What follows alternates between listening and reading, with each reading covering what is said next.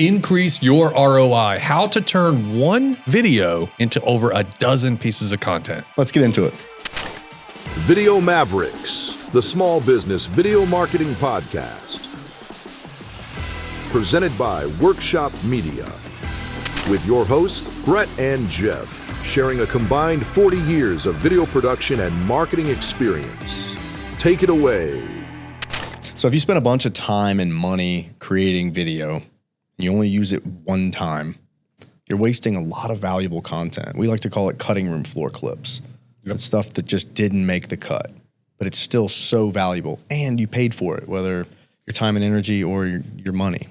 That's right. I mean, even that one piece of content with the stuff that's in it, if you've only got it in one format, you're very likely not utilizing the platforms the way that they would prefer the content to be used, and you're not meeting people in a way that's going to maximize your engagement across different platforms. So, this episode today is all about getting more mileage out of what you already have. And for the purposes of this conversation, we're going to assume you have one main video. Yep.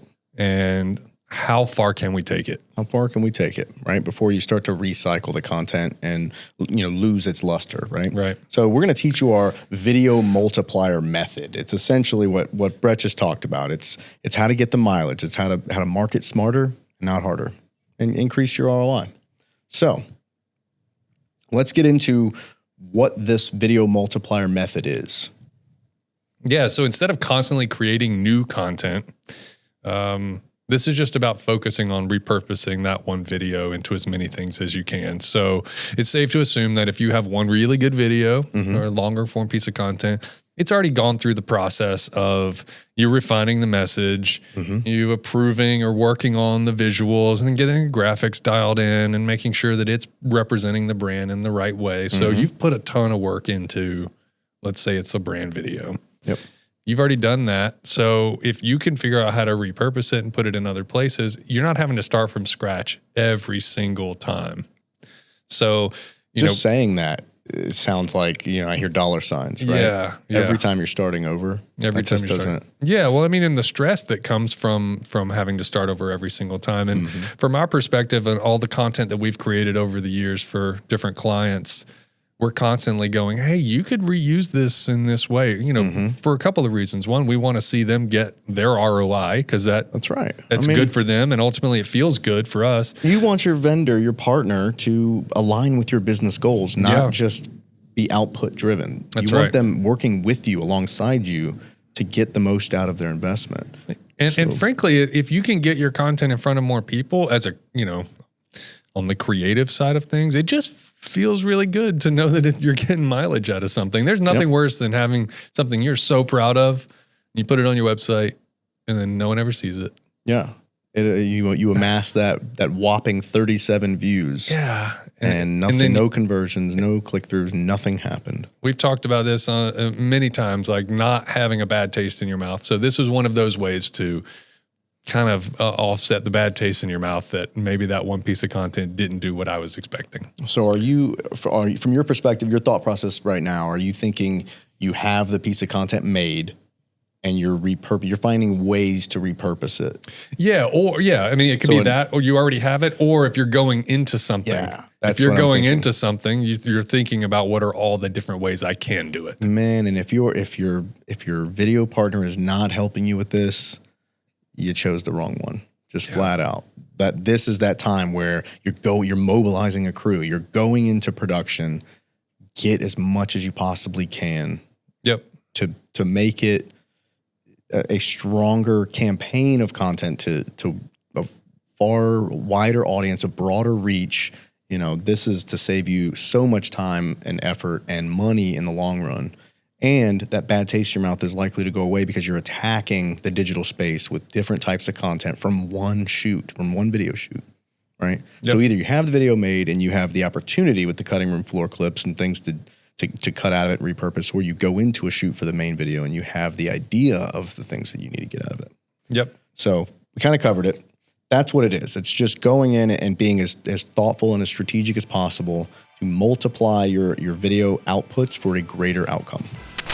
So why is repurposing your video content essential for business growth? You know, if you've got that one piece of content that you're using over and over again in the same format, eventually people aren't going to stop and watch it anymore. Right. And you can't expect somebody to, or you can't expect a different result from doing the same thing time and time and time again without adjusting. So, you know, that in a nutshell is that content fatigue is a real thing. That's real. Yeah. That's right. So, and then the other thing, you know, people don't always want to watch long form content. Something that's useful in one scenario, like on your website with a warm lead, may not be useful on social media when you're trying to just bring awareness to what you're doing. Right. So, those short form pieces of content can be more useful depending on the platform that it's going to live on. And it's something that kind of I thought about with that previous point with content fatigue.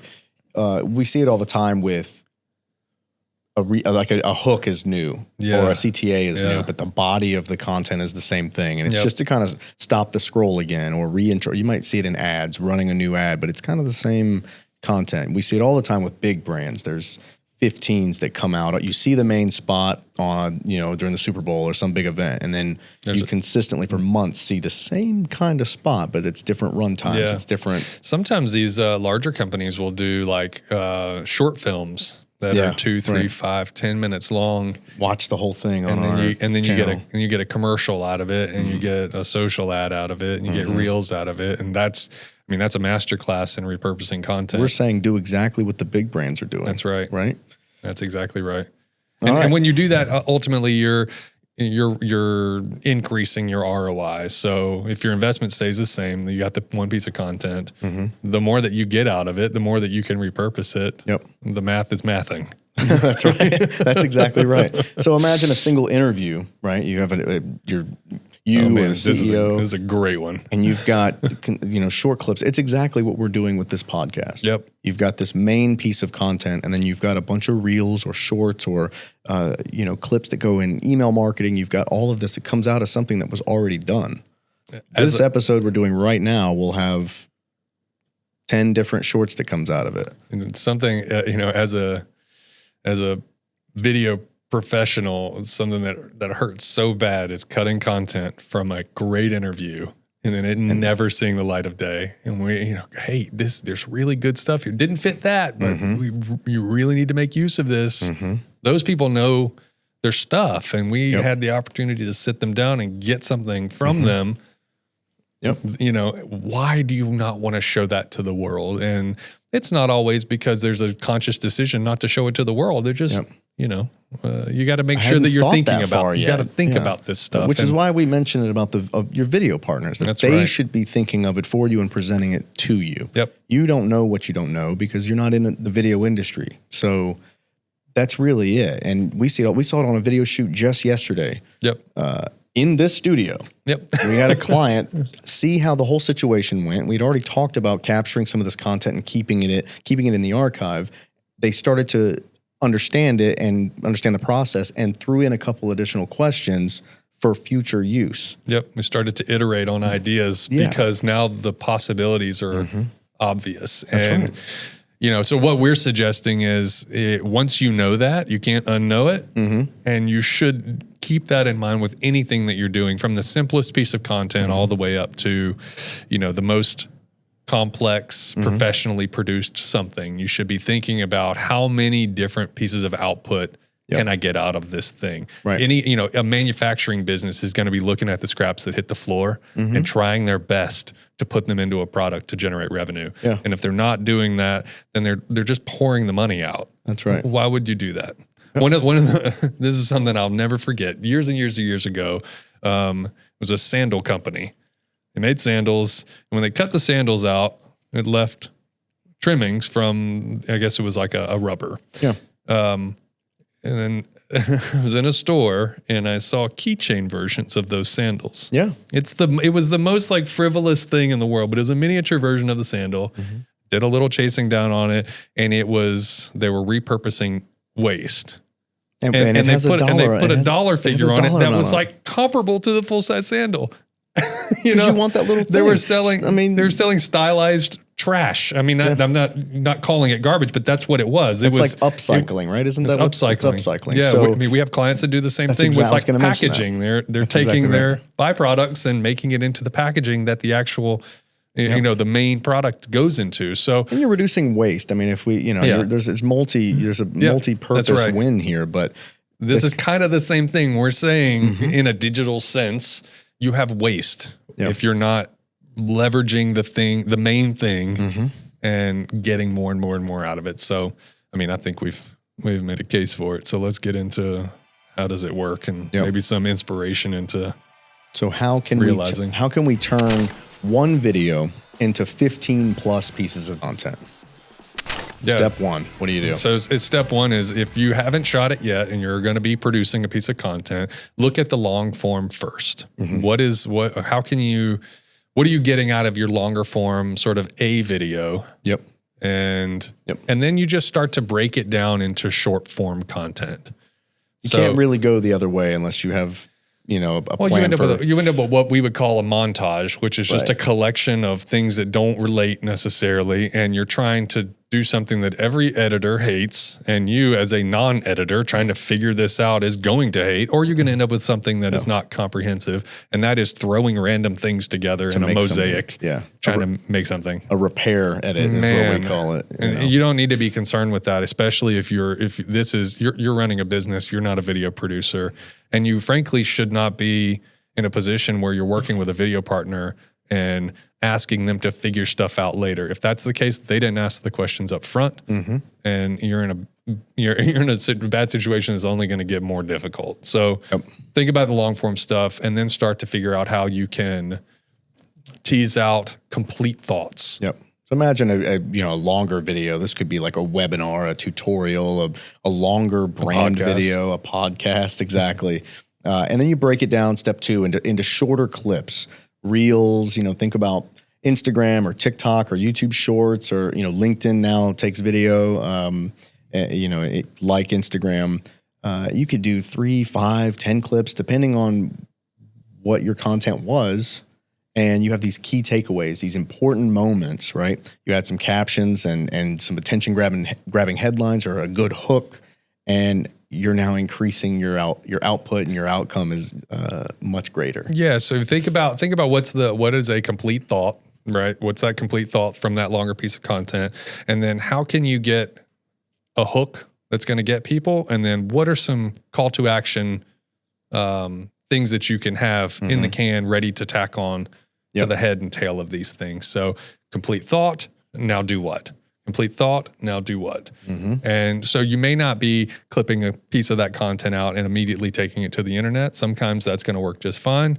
Other times you may get these sort of evergreen things that can tack onto the beginning and end of something to make it into a whole new piece of content. But generally you're looking for these complete thoughts within your longer form content.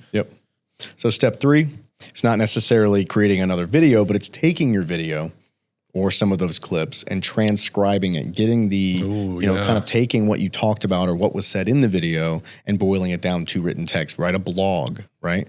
This is good for another SEO booster, right? That's cool. And so you've now got video that you had, and it's in yet another vessel to deliver this information. Yeah, and it all came out of your original content that you already hashed out. And was already done, and it's already seen the light of day. You're just putting it in another place. Step 4. You could do you can do some still graphics, or for GIFs, depending on who you are. For your socials or for email campaigns. These are quotes from the video. You might take a frame grab, which is like a still image of the video, put some text over top of it. And now a lot of our clients do that. Now you've got your piece of video that's being seen in yet another type of medium. Another way to do it, step 5, would be email marketing, right? Or newsletters. Embed your videos into your email body. We're not saying replace the text, just put that in there with it. It's yet another way to another touch point with your customers. Step 6. This one's a fun one. It's doing audio versions. You know, this podcast is on YouTube. It's also on Spotify and Apple Podcasts. Great plug. But it is. It's exactly right. There's 3 different places. And so, you know, you've got some folks consume content while they're driving. Some folks consume content, you know, on their phone or at their desk or on their TV. Some people watch YouTube while they're driving. We don't recommend Don't know that. anybody that does that. Yeah, exactly. But yeah, so, you know, if you might take a long form video and just make it into an audio only version that's on your website, or you're putting it on these podcast platforms, or you're uploading it directly to social media in some form that works for them. I've seen a lot of, it's like a still image with, you know, some text on it, and we're hearing audio from an interview. And you might wonder, why would you do that if you had a video? Well, it's that content fatigue that we talked about earlier. The same message in a slightly different wrapper That's exactly right. can stop a different person and capture their attention. So 100% agree. and that might be the easiest one of all of these, because you're actually simplifying video down. Yeah, you're pulling. Yeah, exactly. Pulling it out, and a good video partner will go, yeah, no problem. We can for sure do that. No big deal. Step 7. Is repurposing behind the scenes and bloopers. So this is kind of the cutting room floor stuff. How many times you go, like, person oh my cracks gosh, up and yeah, exactly. Like, oh, there's got to be a blooper reel. You know, they always ask that. You go, like, oh, there will be. Yeah. You know. So, you know, one thing to keep in mind with those, stuff can be fun and goofy. Make sure that it still fits into a strategy of some sort. Just when you're not leading with the blooper, you've already kind of done these other steps. You're going, hey, like, let me bring that number, step 1, step 2, step 3 back around, and also show you the blooper. Like, look at how fun we are. We're humans. We're authentic people that mess up too. That's exactly right. You might even use bloopers to tease out, you know, to tease a good piece of content that's coming. Like, hey, we've been working on something. This is We're trying real hard. Check it out. This is so and so losing it on set. It's just another way to another touch point and humanizing your brain. Exactly. So those 7 steps are the way to utilize our video multiplier method, and it's proven. I mean, I think if you haven't taken away something positive from this in terms of getting started with a video and which one do I do? Well, just do a good main big one, and then you can do all of these steps and completely just max out the ROI, right? Yep. Just have a great feeling at the end of it, because you have all these different ways to engage with your audience. And you might see that in these 7 steps, you have you really do well with the shorts. You really have a great audience with the audio version, or the blog is now taking off and you're getting, whatever it is. You have all these different methods, and saying create 15 plus pieces of content. You, depending on what you make and what your particular story or offering is, you may have far more than that. I mean, if you have content now, a great exercise would be to just go back and revisit it, watch it, and make a list. What can I do with this? How does it sound? What would this be like if I couldn't see it? Does it still stand up? What if I took a frame grab, that still image of my favorite shot in the video, and I uploaded that with an audio clip? Or what if I did a still with some text over it? Just try these things out. In that case, you already own the content. You just see what happens. You may find that you have a much greater impact because you're presenting it in a different way.